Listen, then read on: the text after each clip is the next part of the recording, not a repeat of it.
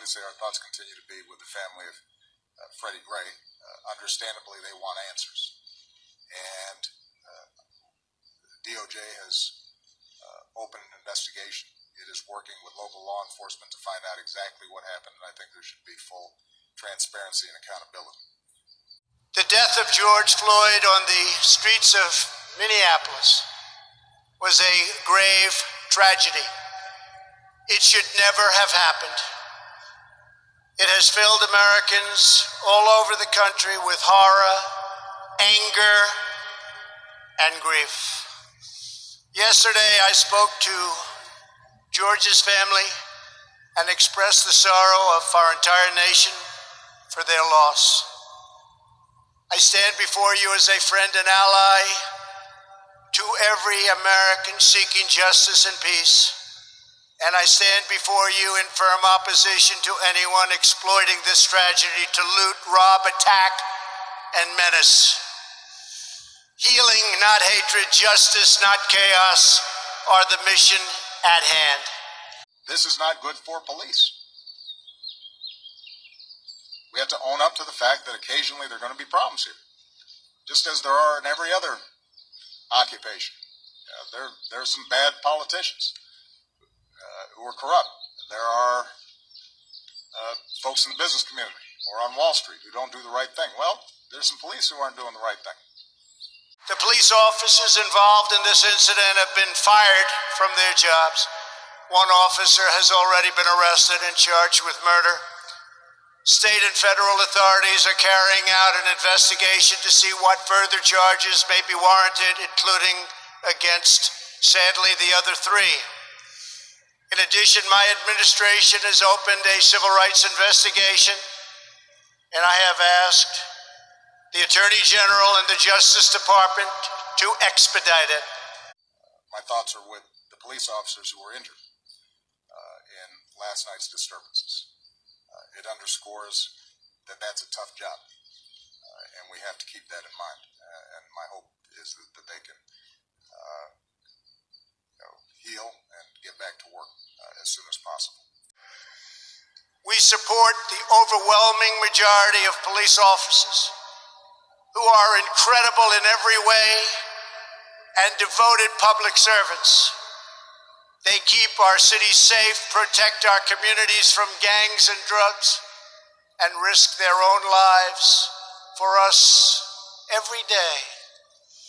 No one is more upset than fellow law enforcement officers by the small handful who fail to abide by their oath to serve and protect. My administration will stop mob violence, and will stop it cold. It does not serve the interest of justice or any citizen of any race, color, or creed for the government to give into anarchy, abandon police precincts, or allow communities to be burned to the ground. Won't happen. Those making excuses or justifications for violence are not helping the downtrodden, but delivering new anguish and new pain. The violence that happened yesterday distracted from the fact that you had seen multiple days of peaceful protests that were focused on entirely legitimate concerns of these communities in Baltimore, led by clergy and community leaders, and they were constructive and they were thoughtful, and frankly didn't get that much attention. And one burning building will be looped on television over and over and over again, and the thousands of demonstrators who did it the right way, I think, have been lost in the discussion. The overwhelming majority of the community in Baltimore, I think, have handled this appropriately, expressing real concern and outrage over the possibility that our laws were not applied evenly in the case of Mr. Gray, and that accountability needs to exist.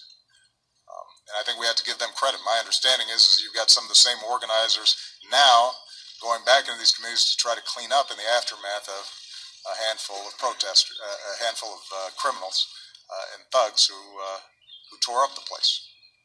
What they were doing, what those community leaders and clergy and others were doing, that is a statement.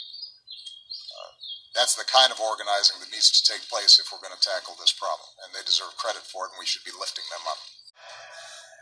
I understand the pain that people are feeling.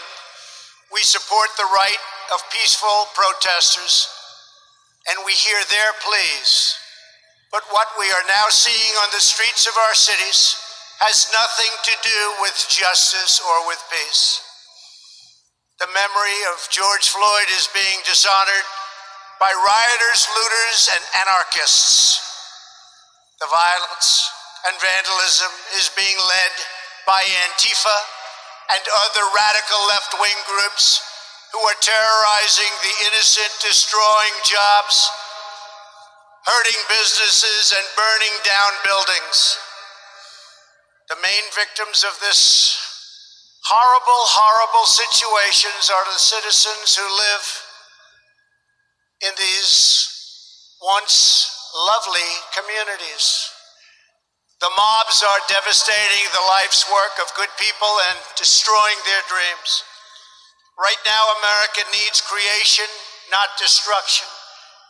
Cooperation, not contempt. Security, not anarchy, and there will be no anarchy. Civilization must be cherished, defended, and protected. The voices of law-abiding citizens must be heard, and heard very loudly. We cannot and must not allow a small group of criminals and vandals to wreck our cities and lay waste to our communities. We must defend the rights of every citizen to live without violence, prejudice, or fear. There's no excuse for the kind of violence that we saw yesterday. It is counterproductive. When individuals get crowbars and start prying open doors to loot, they're not protesting. They're not making a statement. They're stealing. When they burn down a building, they're committing arson. And they're destroying and undermining businesses and opportunities in their own communities that rob jobs and opportunity from people in that area. So it is entirely appropriate that the mayor of Baltimore, who I spoke to yesterday, and the governor, who I spoke to yesterday, work to stop that kind of senseless violence and destruction. That is not a protest. That is not a statement.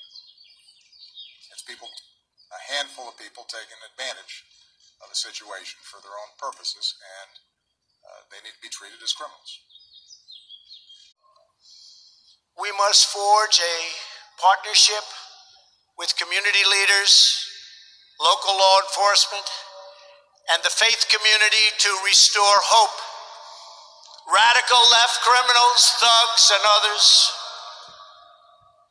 all throughout our country and throughout the world, will not be allowed to set communities ablaze. We won't let it happen. It harms those who have the least, and we will be protecting those who have the least. In America, justice is never achieved at the hands of an angry mob. I will not allow angry mobs to dominate. Won't happen. It is essential that we protect the crown jewel of American democracy, the rule of law, and our independent system of justice. Every citizen in every community has the right to be safe in their workplace, safe in their homes, and safe in our city streets. This is the sacred right of all Americans that I am totally determined to defend and will defend. My administration will always stand against violence, mayhem, and disorder. We will stand with the family of George Floyd, with the peaceful protesters, and with every law-abiding citizen who wants decency, civility, safety, and security. We are working toward a more just society, but that means building up, not tearing down, joining hands, not hurling fists, standing in solidarity, not surrendering to hostility,